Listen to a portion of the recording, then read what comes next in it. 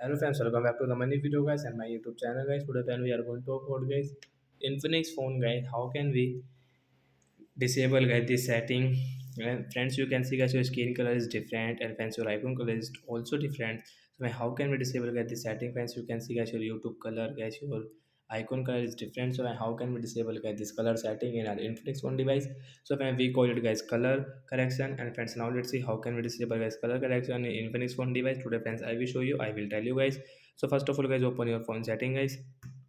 After on phone setting guys, scroll it, and so you can see guys your Infinix phone guys the special function guys, tap on special function, then guys click on accessibility and guys scroll it, and so you can see guys your color correction guys, tap here and then we will disable from the right side icon. After disable guys, red, orange, yellow, green, can blue, purple color is fine, and once your skin color is normal, hence you can see your icon color has come back, and hence you can use guys, you can see your YouTube color, your phone music, WhatsApp, and this app color is normal default color.